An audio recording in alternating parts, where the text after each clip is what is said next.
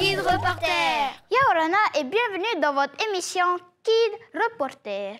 Le surf est depuis peu une discipline olympique et pourtant il est un sport ancestral en Polynésie. Quelle est son histoire? Comment les planches de surf ont-elles évolué? Et aujourd'hui, comment les fabrique-t-on? Nos Kid Reporters en classe de CM1 à l'école Meiripe à Mateya sont allés rencontrer un historien et des fabricants de planches de surf. Regardez. Yaorana, nous sommes les Kid Reporters. De l'école Meiripe de Tebeuta. Voici une planche en mousse. Une en époxy. Et une en résine. Celle-ci a été faite par Kevin Hemingway. Cette planche appartient à une surfeuse tahitienne qui a gagné plein de compétitions. Il y a aussi les planches en bois comme celles qu'utilisaient nos ancêtres avant l'invention de la résine. Quelles sont les différences? Comment les fabrique-t-on? On vous propose de découvrir avec nous l'évolution et la fabrication des planches de surf. Pour tout savoir, suivez-nous. Allez, venez, on y va. Pour commencer, direction la maison de la culture à Papeete, à 1 heure de bus de notre école. Mais en chanson, le temps passe vite. Appuie sur le bouton. Voilà. Kiaora kotoe. Kiaora kotoe. Koto te mautamahiki.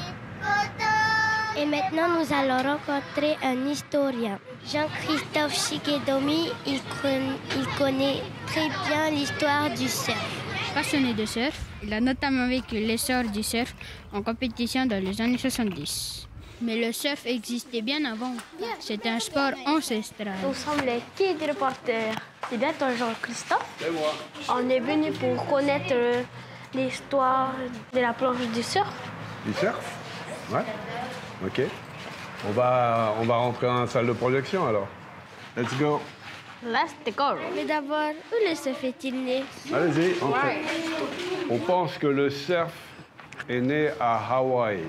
Mais en fait, il n'est pas né à Hawaï. Il est né à Tahiti. Vous savez que les îles hawaïennes ont été peuplées par les gens venus de Tahiti. Donc, obligatoirement, ils ont amené le surf là-bas. Venus des Samoa, des Tonga, ces navigateurs maoris sont d'abord arrivés à Raiatea et Tahiti dans les années 800. Ils ont ensuite peuplé toutes les terres autour inhabitées, jusqu'à Hawaï, l'île de Pâques, la Nouvelle-Zélande. C'est ce qu'on appelle le triangle polynésien. Pour les plaisirs, la compétition ou les duels entre rois, le surf, oroué en tahitien, était véritablement ancré dans la culture polynésienne, même dans ses légendes. Est-ce qu'il existe des légendes polynésiennes sur le surf? La plus connue, c'est la légende donc, de Hinarourea, qui était la femme du demi-dieu Turi, et qui surfait donc les vagues de Mahahena. Elle fut kidnappée par le monstre chenille Teheura pendant qu'elle surfait. Mais Turi réussit à libérer sa femme pendant le sommeil de Teheura. Et bien sûr, la fameuse légende de Vehiatua, qui surfait la vague de Cheopo. Elle raconte qu'il y a le roi, il y a une compétition, et Vehiatua, elle vient de Raiatea, avec ses copines, elle va surfer, et puis elle est la meilleure, elle est acclamée. Et donc à ce moment-là, le roi il dit, mais qui c'est qui est acclamé comme ça? C'est Vehiatua. Donc maintenant, Vehiatua, elle prend un autre nom. Maintenant, c'est mon nom et tout le monde m'appellera Vehiatua. Voilà, c'est la fameuse légende de Cheopo.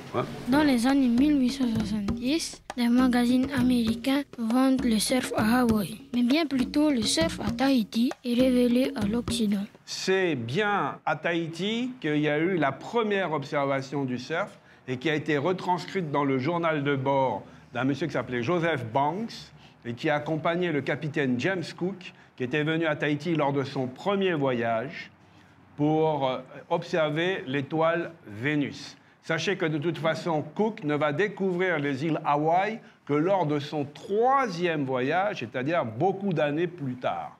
Ils font le tour de l'île et ils vont au niveau de l'actuel musée de Tahiti et des îles. Et là, qu'est-ce qu'ils voient? Ils voient pour la première fois des gens qui surfent. Alors, ils sont très, très surpris parce que c'est des gens qui ne savent pas super bien nager. Et en fait, les vagues leur font peur. Ils ne comprennent pas comment on peut aller dans les vagues. Et en fait, le surf est très populaire donc, à Tahiti, souvent réservé à une élite. Et on surfe aussi bien au large de Maiatea, qui est à Papara, Haru, hein, qu'un peu partout. Voilà. Et c'est la raison pour laquelle, eh bien, on peut peut-être dire que quand les Jeux Olympiques vont avoir lieu, eh bien, en fait, ils vont avoir lieu dans une île qui est Tahiti, là où, en fait, tout a commencé. On utilisait à l'époque des planches de surf en bois massif. Ils n'avaient que cette matière pour faire des surfs au niveau ancestral. Et c'est la raison pour laquelle Banks, quand il les voit surfer, il ne comprend pas trop ce que c'est. Et il dit qu'il surfait sur des bouts de pirogue. Mais en fait, il se trompe. Ce n'est pas des plateformes de pirogue, c'est des planches.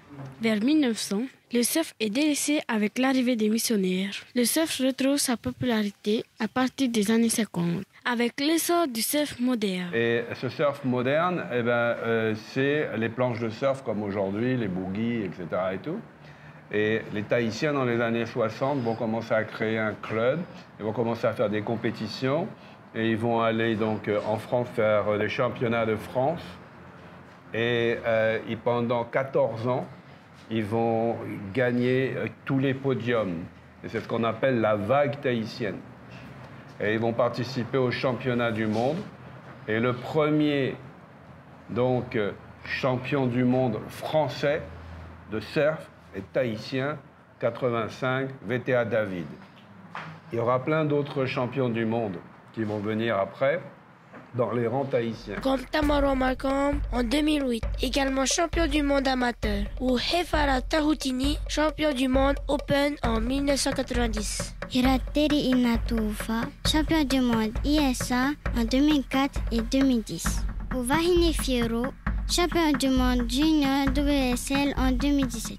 Pas encore de Tahitien champion du monde WCT, même si Michel Bourrez a réussi à se hisser à la 5e place.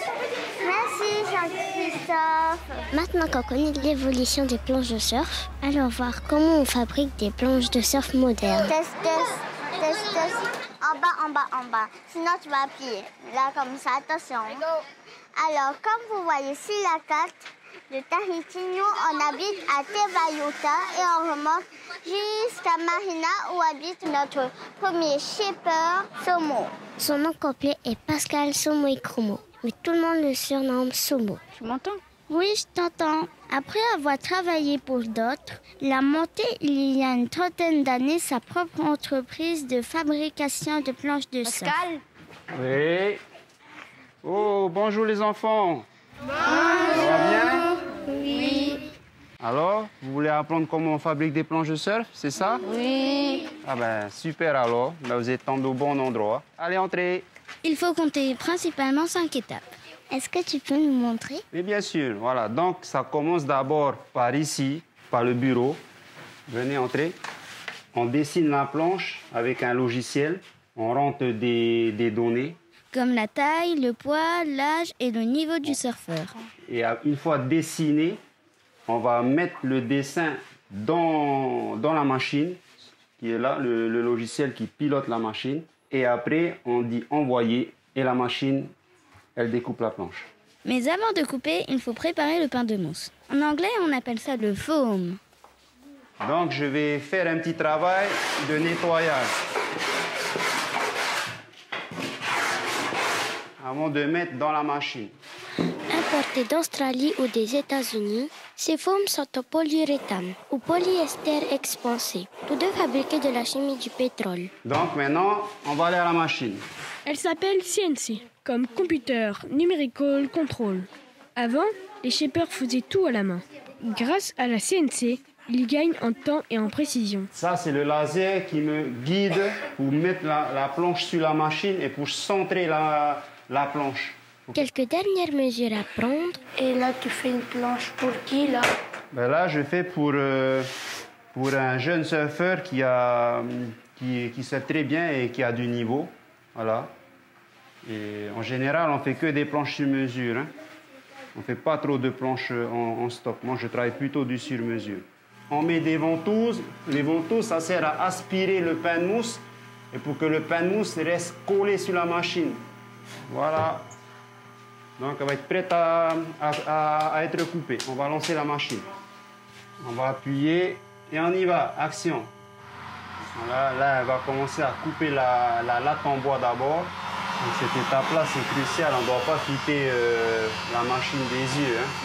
Si jamais il y a un problème, on peut arrêter d'urgence la machine. Et une fois coupé le dessus, là, elle va mettre 7 minutes. La machine va s'arrêter, on va retourner le pain de mousse et on va relancer encore. Là, c'est le nombre de passes. Elle arrive à ce stade-là. Là, il lui reste encore un quart à couper.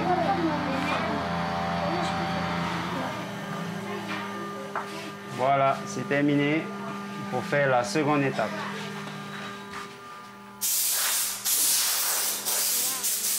Après le pré-shape à la machine, on va shaper, pignoler à la main. Donc les finitions, on prend ce genre de papier avec des cales en mousse.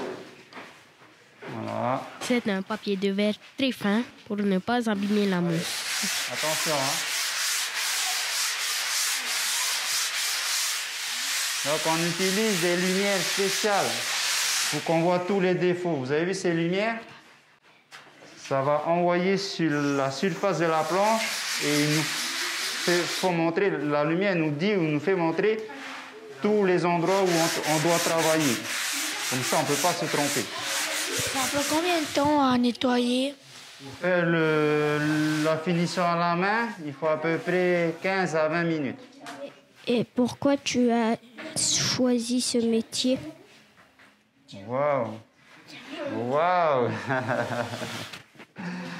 Ben, parce que j'ai toujours voulu faire des planches de surf depuis que je suis tout jeune. Être passionné du surf depuis l'enfance, c'est un point commun de tous les shapers tahitiens que nous avons rencontrés, comme Heinui Brosius, shaper à Papeete. Yaourana, nous sommes les Kids Reporters. Continuons notre série portrait de shapers à Tahiti avec Stonefish créé par Heinui Brosius à Papeete. Yaourana Heinui. Voilà. Donc toi aussi tu es shaper, tu fabriques des planches et tu les répares aussi. Oui. Est-ce que c'est toi qui as fait les planches ou tu les as pris? Oui, je fais tout de A à Z, du début jusqu'à la planche finie. Eh ben, est-ce que tu... Que je te montre l'atelier? Ouais. Et ça, c'est pour les grandes vagues. Comme son mot, Les grandes vagues. Heinui a commencé très tôt ce métier, à 17 ans. Elle a toujours su qu'il voulait devenir shipper. Est-ce que tu peux me montrer ton parcours? Ouais. Mon papa, il fabrique des pirogues à Montréal. Et à l'âge de 15 ans, il m'a demandé si je voulais apprendre à réparer les planches de surf parce que je surfais. Et j'ai dit oui. Mais en échange, il fallait que je travaille bien à l'école. Donc à chaque fois j'avais une bonne note, il m'a emmené en Amérique. Qu'est-ce que tu as fait en Amérique? J'ai un tonton qui vit là-bas et qui connaissait des shapers à Saint-Clemente. Il y a la personne qui fabrique les planches de surf, la marque Lost, qui est une des meilleures marques au monde maintenant. Et il m'a appris à shaper. Aimes-tu ton métier? Oui, j'aime bien. Comme ça, je peux aller surfer quand je veux. Pourquoi as-tu choisi ce métier? Parce que à l'époque, je ne pouvais pas acheter de planches de surf. Et la seule façon pour moi pour pouvoir surfer, c'était fabriquer moi-même mes planches. La troisième étape pour fabriquer les planches est la peinture. Mais pour cette étape, les shapers n'utilisent pas les mêmes techniques. Et comment tu fais pour peindre? Peindre, c'est à la bombe. Avant de mettre la résine, on met du tape pour masquer ce que tu veux faire comme déco sur la planche. Et après la bombe, tu peins la couleur que tu veux. Avant, on faisait au pistolet, mais maintenant, c'est plus simple. Ça. À faire ça, c'est plus rapide. Est-ce que tu peux nous montrer comment tu peins? Oui. Je vais même te montrer deux techniques. Ouais. Tu as une technique que tu jettes la peinture, tu souffles un peu dessus. Tu as une autre technique avec le pochoir. Ça, laisse couler la peinture.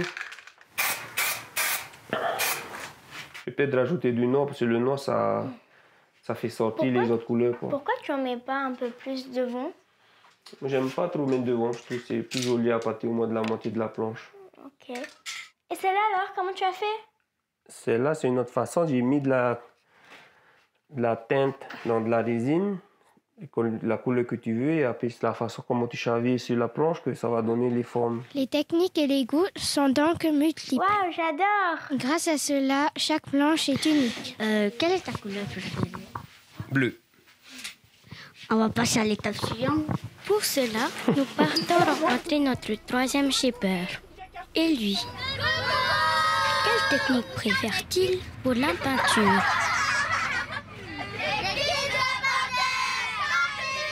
Notre troisième shaper s'appelle Teva Bono et son atelier Teva Surfboard à Punaouia. Noah, tu m'entends?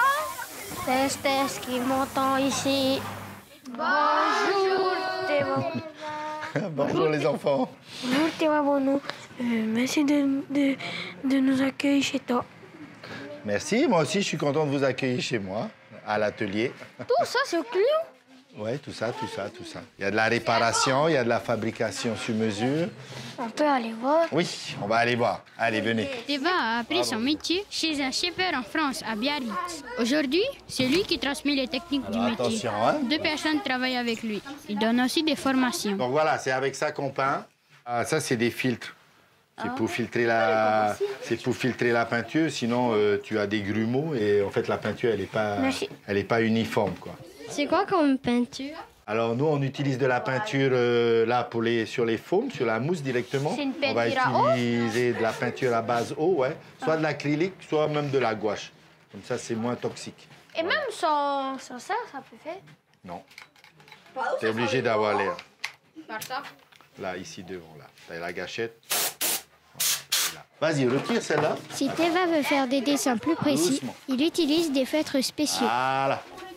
Ouais, c'est joli. C'est toi qui as dessiné ça? Voilà. Être shaper, c'est aussi être artiste. Et t'as bien dessiné les étoiles, hein? Mais ça, ouais, ça c'est un peu facile. Mais ça va. Pour faire ça dessus, ça a été peint en dessous, c'est sur la mousse. On Donc, utilise pour le des verre, là. Posca. C'est de la peinture, mais sous forme Et de voilà. feutre. Donc vous avez différentes tailles, ça c'est le plus fin. pour le moment. Après, selon, voilà, t'as jusqu'à du très large et jusqu'à du médium, quoi, voilà. Ça, c'est à vendre? Et après, il y a ça aussi. Voilà. Donc, vous avez différentes tailles, différentes couleurs. Et à ce moment-là... Tu vois, ça, c'est à vendre? Oui, elles sont à vendre, ceux-là. Après la peinture, la quatrième étape pour fabriquer une planche est le glaçage. Ça permet de rendre la planche résistante et imperméable. C'est quoi? Voilà, alors ça, c'est la toile pour faire en sorte que la planche soit dure. C'est quoi? Voilà, au début, c'est souple. Si vous voulez toucher, je vais vous montrer. Après, on ajoute la résine. Vous allez voir, ça sent un peu fort. Ça, c'est la résine polyester. Et voilà, c'est visqueux, elle est un peu bleutée. Alors, on a deux résines. Et là, en fait, on va avoir la résine époxy qui est un peu plus dense. Alors, c'est pas du miel, hein. Faut pas en manger. Ça va, l'époxy, c'est pas très fort comme odeur, c'est plutôt le polyester qui sent fort, quoi. Ça s'appelle un spreader. C'est pour étaler la résine, en fait. Bon, les pinceaux, c'est pour passer ce qu'on appelle les résines de finition, les hot coats, les fillers, voilà. Et tout ce qui traîne sur la planche. À quoi ça sert la résine? Alors, à quoi sert la résine? La résine, en fait, on va la prendre, on va la mettre dans un pot comme ça, là. Voilà, on sait combien de grammage il nous faut. Et ensuite, on va la mettre sur la toile qui est là, sur la planche. La résine, elle va rentrer dans la toile. Donc, à nous de bien l'étaler et tout. Et ensuite, elle va commencer à geler. Alors, parce qu'on aura mis du catalyseur, c'est ça le catalyseur. Et là, tu touches plus. Et là, la résine, elle va durcir. Et avec la toile, en fait, on appelle ça une charge. Elle va consolider la résine. Donc, c'est pour ça qu'on a des fois d'autres toiles, On a d'autres toiles, il y a du carbone et tout qu'on met dessus. C'est pour consolider, quoi. Pour que ça soit c'est pour le flex de la planche, soit c'est pour éviter pour diminuer les chocs et pour renforcer la planche. Est-ce qu'on peut passer à l'étape suivante? Oui, on peut passer à l'étape suivante. L'étape suivante, c'est le ponçage. Là, la planche, elle sera prête. Et là, il faut la finir. Bon, on va en bas, alors. Allons-y. Cassez pas la figure dans les escaliers. Voilà. Ça va être la planche qu'on va mettre comme exemple pour poncer. Comment ça marche, l'étape du ponçage? Alors, l'étape du ponçage, en fait, une fois qu'on revient de la salle de glace, comme on dit, la salle de stratification, là, on va passer au ponçage. Donc, on va enlever tous les petits bouts de résine qui restent et on va lisser toute la planche. Donc, on va utiliser des ponceuses. Hop, qu'elle ne tombe pas sur la tête. Voilà. Voilà, c'est comme ça une ponceuse. Voilà. Et ensuite, ben, il faut affiner tout ce qu'on appelle les plugs. Ça, c'est des plugs dérivés, c'est des inserts. Et voilà. Et ensuite, avec ces plateaux-là, on va changer le... Pareil, encore, c'est du ponçage. Donc, on a différents grains de papier de verre. On va commencer avec du papier un peu plus gros selon ce qu'on a à faire. Et ensuite, on va diminuer jusqu'à avoir du grainage plus petit, jusqu'à du 600, 800 s'il faut.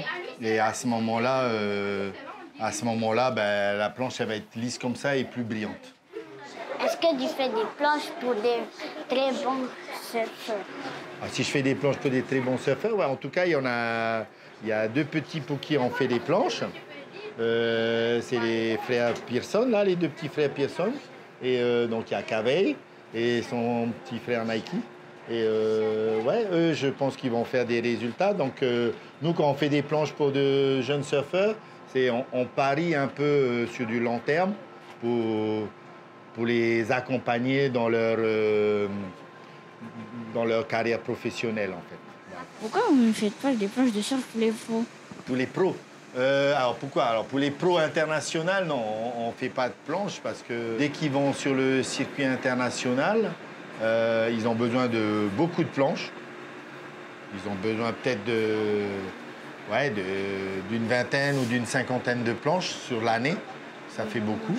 Et nous, on ne peut pas les suivre en fait parce qu'on est des petites structures et quand ils sont ici, on peut les aider, on les lance et une fois qu'ils passent sur l'international, c'est plutôt les grosses marques qui s'approchent d'eux ou même eux qui vont là-bas parce que forcément, ils savent bien qu'on ne pourra pas les suivre sur l'international. Au revoir les enfants, merci de votre visite. Et donc n'oubliez pas d'aller surfer et d'éviter vos écrans, c'est bien pour travailler, mais c'est mieux d'aller surfer aussi. De vous mettre à l'eau, faites du sport.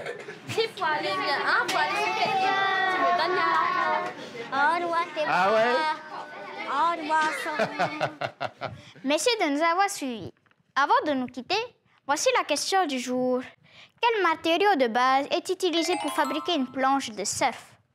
Le bois, le plastique ou la mousse polyuréthane? Si vous n'avez pas la réponse, revisionnez le reportage en replay sur le site internet de Polynésie la Première et la chaîne YouTube des Kids Reporters. Et continuez de nous suivre, les Kids Reporters, sur YouTube, Facebook, Instagram et TikTok. À la semaine prochaine!